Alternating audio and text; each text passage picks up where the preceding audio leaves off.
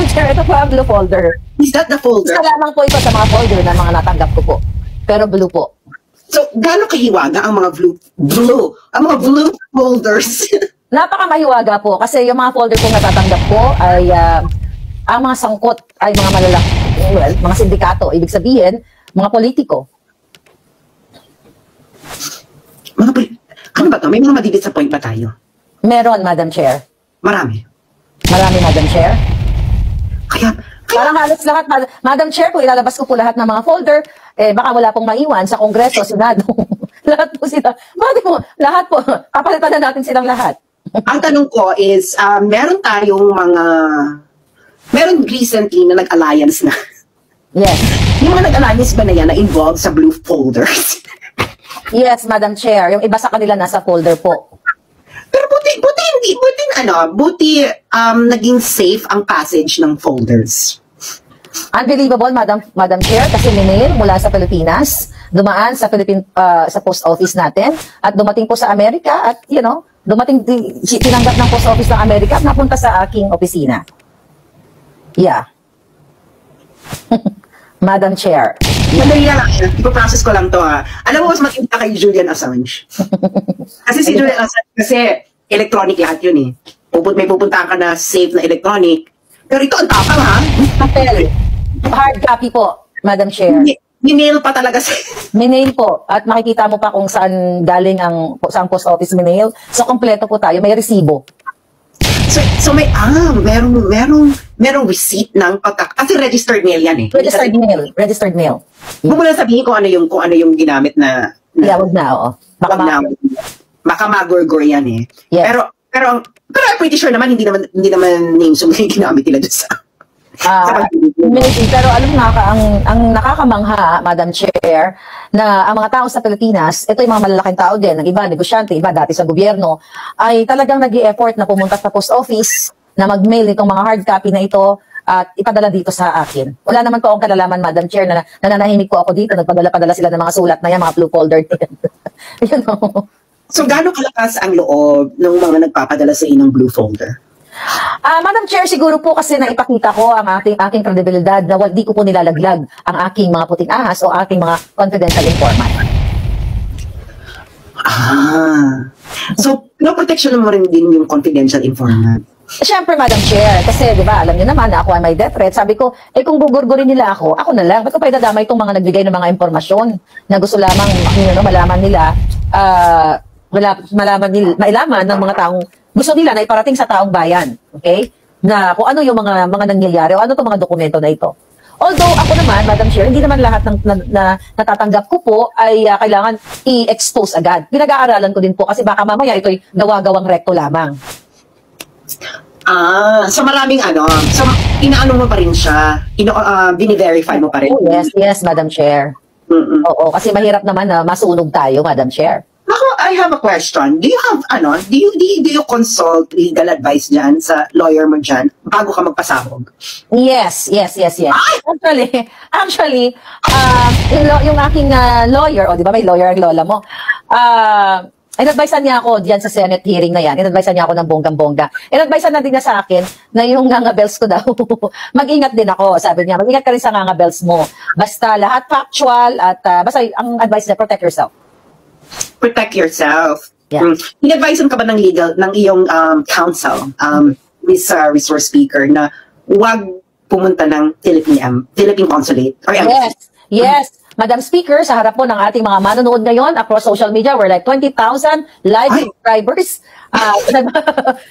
Grabe ang hiring ating albugan. Madam Chair, ayon po sa aking abogado na pwede kang mag-attend sa Zoom, dyan sa kung saan ka man, pero wag kang umapak sa embassy. Kasi trap yan ni Lisa Marcos na pwede kanyang ipadampot dahil yan ay jurisdiction na ng Pilipinas. So wag ka dahil sabi na ikwento ko sa kanya na ako ay may mga fabricated crime na ginawa sa akin. Sabi niya wag kang umapak sa embassy. Yan ay trap. So, in-advisean ako. But even before naman na advisean niya ako, alam ko naman yun. May knowledge naman ako dyan. Pero syempre, mas maganda na rin na kinoconsult ko sa kanya. Galit na galit ka kay First Lady sa Marcos, Miss Resource Speakers. Tama po ba? Hindi lang po ako galit na galit. Sobrang galit na galit. Ito po ba ay related sa dami ng blue folders na natatanggap? Yes, Madam Chair. Related po sa blue folders, related po sa mga pinapadala sa atin ng mga confidential informants. So ngayon, sa tingin mo ba may mga lalabas pa? Marami pa po. Na tao? May lalabas ng mga tao at abangan niyo po yung kidnapping dahil mabigat po yun. Yung kidnapping issue po, marami pong mga, sabihin ko na po Madam Chair, kaya marami pong mga sangkot doon. Congressman, senador, at iba pa. Yung mga sangkot ba na yan ay malapit sa first family? Malapit po. Sobrang lapit. Actually, kasama din po si Kumar doon eh. Kasama si... Ay, talaga? Nag-appear din siya dun sa ano? Nag-appear din po siya doon, Madam Chair, sa mga confidential. Actually, nabanggit ko na po yun sa vlog ko. Hindi lang first time. Pero kasi, sabi ko nga, tinitignan ko kung totoo ba itong... Kasi dito po kasi sa kidnapping, Madam Chair, na kinasasakutan ni Lisa Marcos, ay iba-ibang confidential informants, iba-ibang tao, email, sa Facebook. So, hindi rin po ako basta-basta nagtitiwala. Actually, matagal ko na nga po narinig yung pangalan ni Kumar na may kinalaman din dito sa... hindi ko naman sinasabi na, na siya ay talaga part. Pero lumabas nag-appear yung pangalan niya.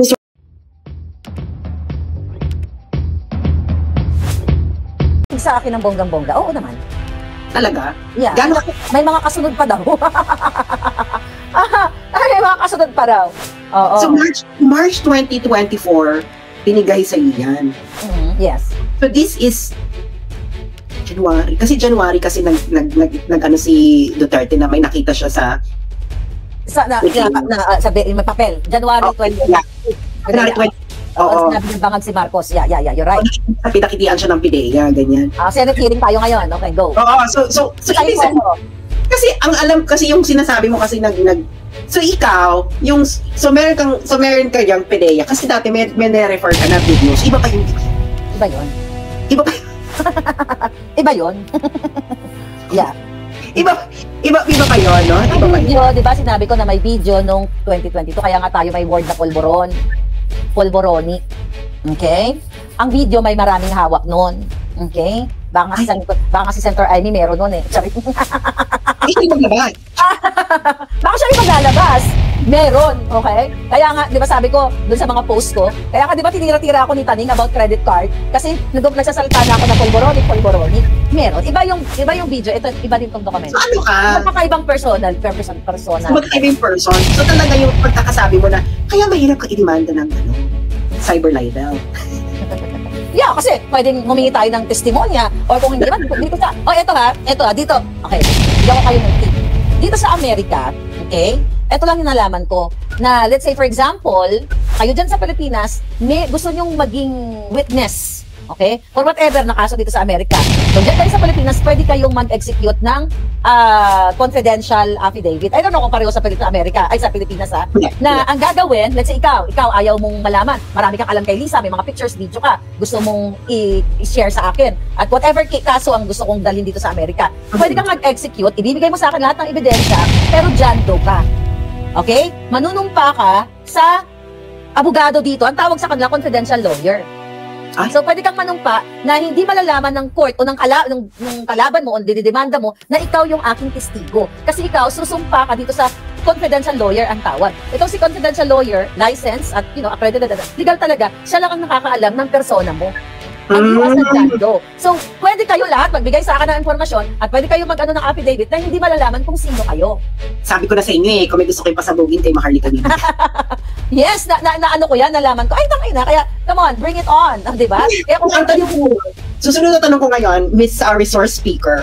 Okay. Resource Speaker. May nag-message, Miss Maharlika, just a little contribution for Jonathan Mars Protector Nathan Morales, sabi ni CA. Okay, thank you Palanga. Okay. Alright. So, it is, resource person. Gaano mo pinagkakatiwalaan yung iyong confidential informant? Wow. Di ba? Ganong eksena. Pinagkakatiwalaan ko siya kasi may kredibilidad siya. Naku, matinding ano yan ha. Matinding pagbibitaw yan ng statement. So, Senado ha, pinagkakatiwalaan ni Maharlika ang kanyang confidential informant dahil may credibility ang confidential informant. Yes. So itong confidential informant mo, matagal mo na to confidential informant? Kilala ko siya pero no. Ito lang yung pinakabongga niyang dokumento na binigay sa akin. Kasi ang dami talagang confidential informant. Pero nag-iingat ako sa iba kasi baka mamaya mga bataan ni Lisa yun. Pero this person ay may kredibilidad talaga. At ako, pag may nag-send sa akin, naghahanap ako ng tao na pwedeng nakalala niya o common friend namin na i-verify. Ito ba ay totoo? So, naghanap pa ako bago. Kaya diba, March 24 ko yan natanggap. Nilabas ko yan April 2, I think. Nag-wait pa ako. Ito, very personal question. No, kasi una, nilabas mo yung report, tapos merong over. Natakot ka ba, ma'am, na hindi lalabas yung agent? Tapos, baka madurog ka because of that. Alam mo, sa totoo lang, hindi ko naisip na lalabas siya o hindi. My goal is para i-inform ang public na may dokumentong nag-i-exist. At gusto kong sabihin na tama yung sinabi ni Duterte. Pero I swear, never ko in-expect na lalabas siya o hindi. Kaya nga doon sa mga vlog ko, nananawagan din ako. Kasi, pwede hindi siya lumabas. At ano ka doon, ikaw yung maiipit actually. Kasi ikaw yung naglabas ng documents. Pero ang ano nun is, ibig sabihin, Mr. Source Speaker, ganun mo pinagkakatiwalaan ng iyong confidential informant na hindi mo na ininda kung lalabas o hindi ang agent. Yes, ganun ko siya pinagkakatiwalaan. Basta, Honorable Madam Chair, mag-practice tayo. Mag-practice tayo. Madam Chair, yes, ganun ko po siya pinagkakatiwalaan kasi ang aking layunin po dito ay para malaman ng buong bayan na may nag-i-exist na pre-op and authority to op na dokumento na nag-uugnay po sa bangag na presidente at dito kay Maricel Soriano. Yun po ang aking layunin, Madam Chair. Pero kailan mo pa nalaman na merong PDEA document? Ngayon lang taon na to or last year pa or 2 years ago? Mr. Chair, Madam Chair, Honorable Chair, may mga nakasabi na po sa akin na may mga dokumento talaga. Pero hindi ko po alam kung lalabas ba siya or hindi. So, katulad ng video, Madam Chair, na nakarating sa akin noong 2022 po,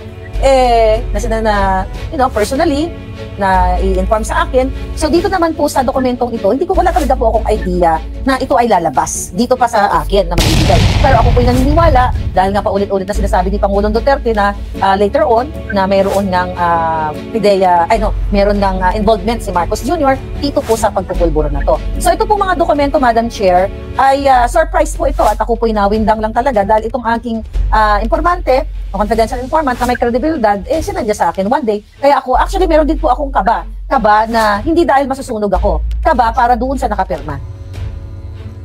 Kaya mo tinakpan yung pumirma? Yes, Madam Chair. Kasi may sinabi ka noon na sinabi sa'yo nung iyong confidential informant na baka mapahamak yung agent. Tama po, Madam Chair. Kaya ko po tinakpan yun, Madam Chair. Pero Madam Chair, ginugol ko po yung pangalan niya at nakita ko nga po na siya ay mga kinasuhan. Pero ang unang pumasok po sa isip ko talaga, Madam Chair, na itong mga kaso sa kanya after niya matanggal sa PDEA, ito ay mga politically harassment or gawa-gawa ng mga kalaban niya. Kaya sabi ko nga po, Madam Chair, kailangan ko din takpan at protektahan yung kanyang personalidad dahil baka nga po magurgor. Kaya ito pong paglabas na, isa pong sorpresa ito na sabi ko, abay napakatapak nitong taong ito. Yes, Madam Chair. So itong mga dokumentong ito, hard copy ba yung binigay sa'yo? Madam Chair, alam mo na, Madam Chair, I will rephrase my question. Okay, Madam Chair. Mas juicy kasi itong pagkaka-rephrase ko ng question. Okay, go ahead, Madam Chair. Ang ibinigay ba sa yung mga dokumento ay naka-puncher pa? Actually, Madam Chair, may mga dokumento pong dumarating dito sa aking opisina, believe me, na mula po ng Pilipinas sa iba't ibang mga korupsyon na naka-puncher pa po. Yun lang po yung masasagot ko. Nako, no? Alam mo, sa tingin ko, ang hearing na ito ay dapat maproteksyonan ang confidentiality ng mga puncher. Kailangan atang magkaroon ng inventory ng mga punchers sa mga government offices ngayon. So let me repeat your answer. Marami kang natatanggap na dokumento dyan sa Jumerica na nakapuncher pa. Yes, Madam Chair. Actually, totoo po na karamihan sa mga dokumentong natatanggap ko, Madam Chair, ay nasa blue folder. Oh Totoo! Madam Chair. Blue folder. Yes! Marami na blue folder, di ba? Nawala na sa uliran si Madam Chair. Sandali lang ha. Alam mo, yung mga nagre-content sa TikTok, yung mga nagre-content ni Maharlika, uulitin ko ang tanong ko kay Miss Resource Speaker. I-rephrase ko, gusto ko lang i-clarify ang iyong sagot para malinaw. Yung mga nagre-content Yes, capture nito. Ano ang kulay ng folder? Blue folder po, Madam Chair.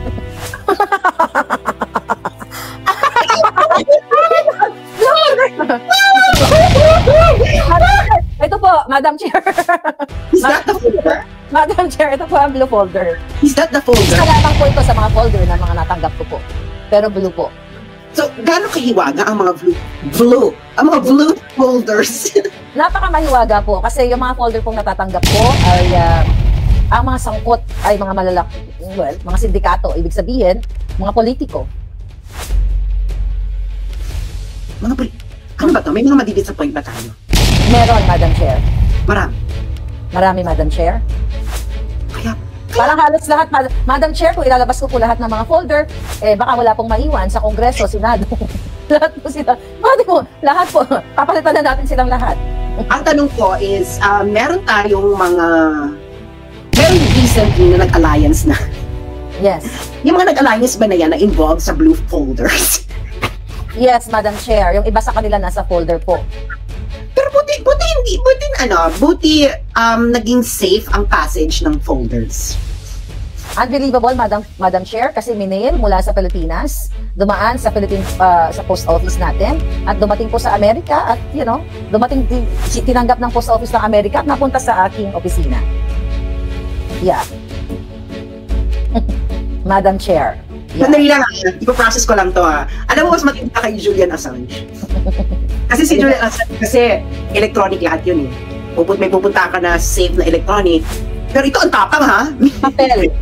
Hard copy po, Madam Chair. Minail pa talaga Minail po. At makikita mo pa kung saan galing saan post office minail. So, kompleto po tayo. May resibo. So merong receipt ng kasi registered mail yan Registered mail. Huwag mo lang sabihin kung ano yung ginamit na. Huwag na, Baka magurgur yan Yes. Pero I'm pretty sure naman hindi naman names yung ginamit nila doon sa maybe, pero alam nga ang nakakamangha, Madam Chair, na ang mga tao sa Pilipinas, ito yung mga malalaking tao din, iba negosyante, iba dati sa gobyerno, ay talagang nag-i-effort na pumunta sa post office na mag-mail itong mga hard copy na ito at ipadala dito sa akin. Wala naman po akong kalalaman, Madam Chair, na nananahimik po ako dito, nagpadala-padala sila ng mga sulat na yan, mga blue folders. So, gaano kalakas ang loob ng mga nagpapadala sa ng blue folder? Madam Chair, siguro po kasi naipakita ko ang aking kredibilidad na hindi ko po nilalaglag ang aking mga puting ahas o aking mga confidential informant. So, protection naman rin yung confidential informant. Siyempre, Madam Chair, kasi di ba alam niyo naman na ako ay may death threat. Sabi ko, kung gugurgurin nila ako na lang. Ba't ko pa idadamay itong mga nagbigay ng mga impormasyon na gusto lamang malaman nila, mailaman ng mga taong gusto nila na iparating sa taong bayan. Okay?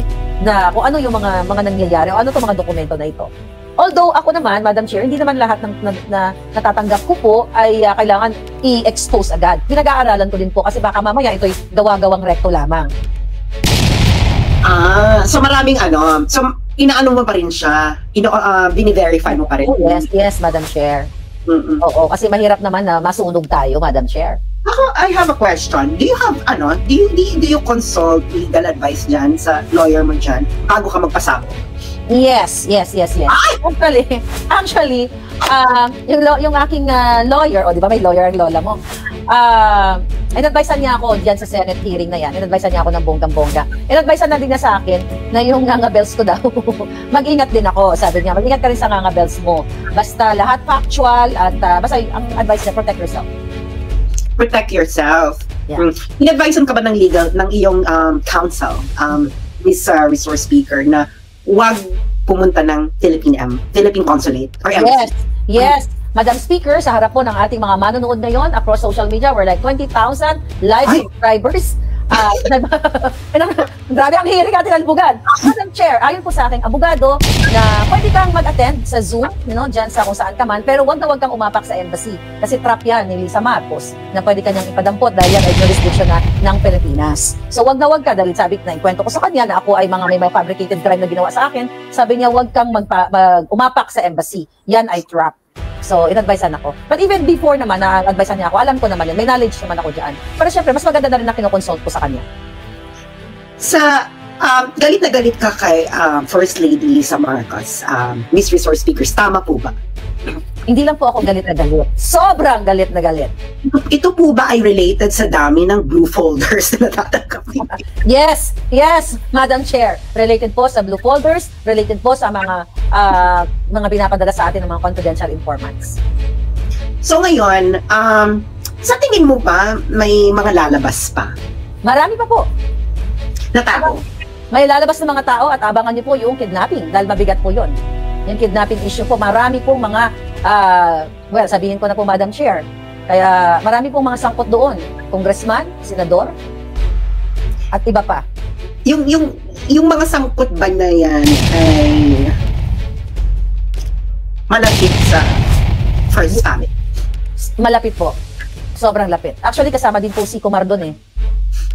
Kasama si... Ay, talaga. Mm-hmm. Nag-appear din siya dun sa Nag-appear din po siya doon, Madam Chair, sa mga confidential. Actually, nabanggit ko na po yun sa vlog ko. Hindi lang first time. Pero kasi, sabi ko nga, tinitignan ko kung totoo ba itong... Kasi dito po kasi sa kidnapping, Madam Chair, na kinasasangkutan ni Lisa Marcos, ay iba-ibang confidential informants, iba-ibang tao, email, sa Facebook. So, hindi rin po ako basta-basta nagtitiwala. Actually, matagal ko na nga po narinig yung pangalan ni Kumar na may kinalaman din dito sa... hindi ko naman sinasabi na na siya ay talaga part, pero lumabas nag-appear yung pangalan niya dito na isa siya sa mga kaibigan talaga ni Lisa at may participation siya sa mga documents or whatever. Sa mga documents na nasa iyo. Gaano ka-secure ang mga documents na yan sa iyo? Kasi syempre kailangan malaman ng mga taong bayan, no? Mr. Speaker, dahil kung hindi secure yung mga documents na yan, papaano na ang iyong ang iyong 20,000 live 21 na siya ngayon. 21,000 live viewers. Are they secured? Can you promise to the Filipino people na ang mga blue folders na nasa iyo ay secured na secured? Actually, Madam Chair, kailangan ko pa maghukay ng 7 feet below the ground. No, just kidding. Yes, Madam Chair, nakasecured po ito.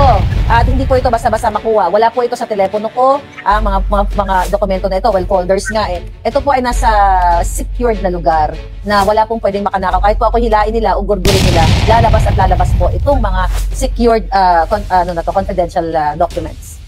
Kasi Mr. Resource Speaker, kakaiba ang iyong tapang. Talagang ito talaga yung buwis sa alindog, no?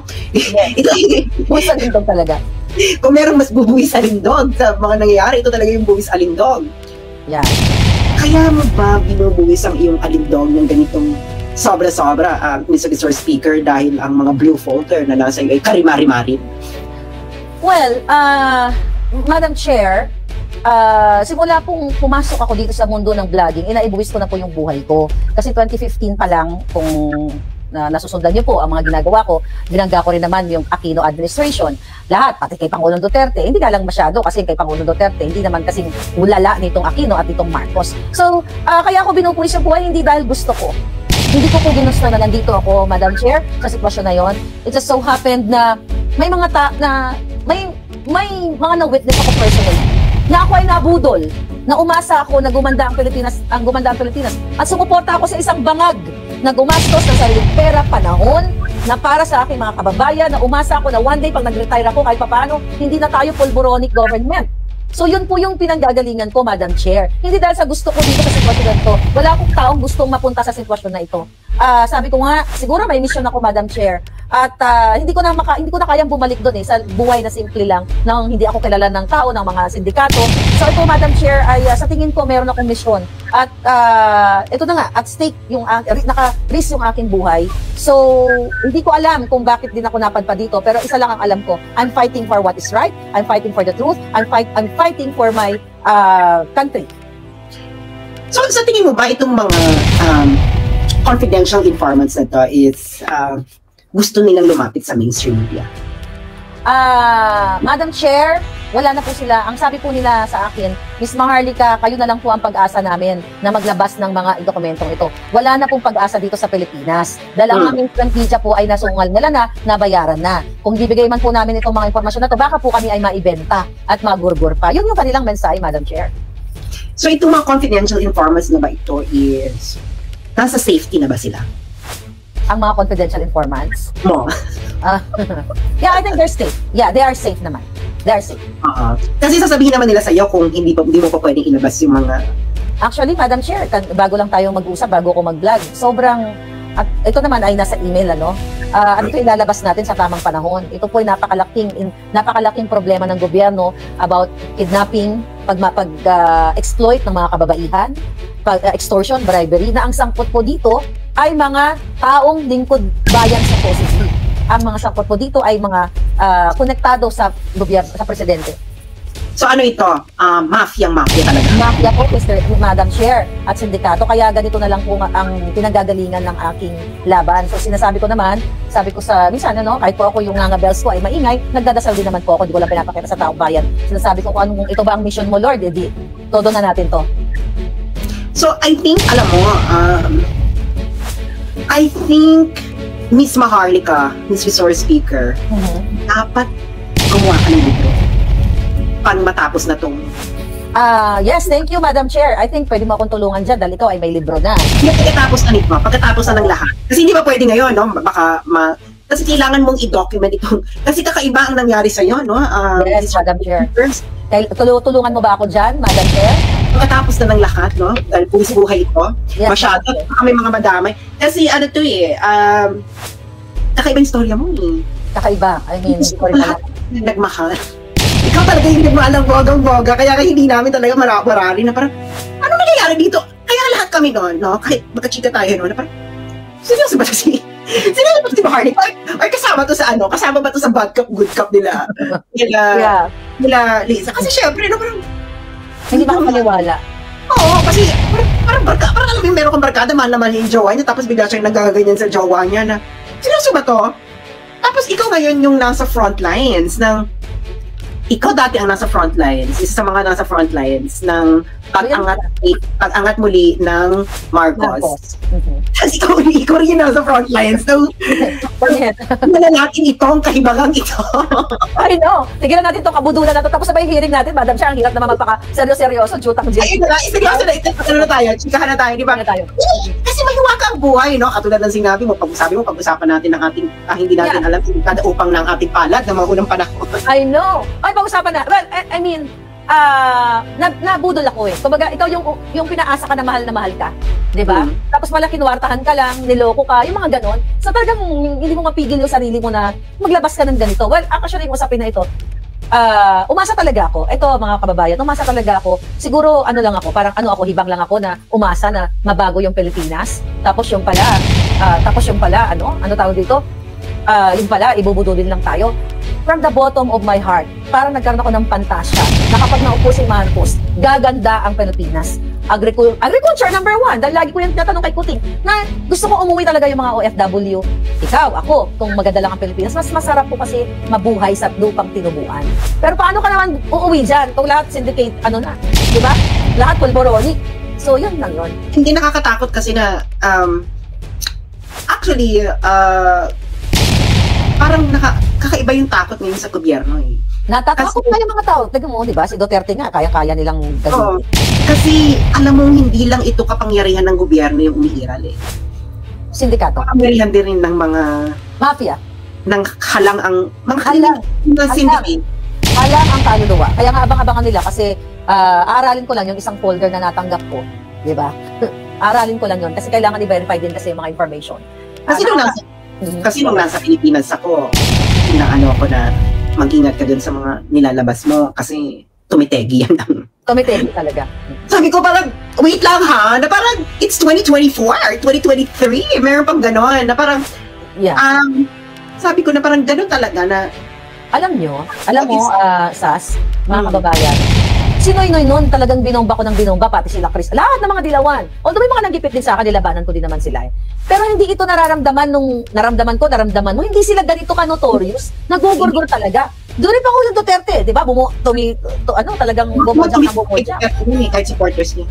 Yeah, wala talaga. Pero ito, harap-harapan, papatayan ng ilaw, yung maisog rally, laban bawi, yung permit, haharangan ng mga truck, mag-iigay ng siren, papatayan o hinaan ng volume si Morales. So, ibang-iba talaga. Kaya kailangan na mag-speak up ng taong bayan. Kailangan na. Kawawa Pilipino dito. Sabi ko nga, SAS, hanggang sa huling patak ng dugo ko, hindi ko aatrasan hanggang may folder na dumarating. Hanggang may folder na dumarating. Yeah. So, huwag na kayo mag-ambisyon na i-hack ang telepono ni Maharlika Tino. Folder. At saka by the way, para maalam din ng taong bayan, pag ako po ay lumalabas, ibang telepono yung daladala ko.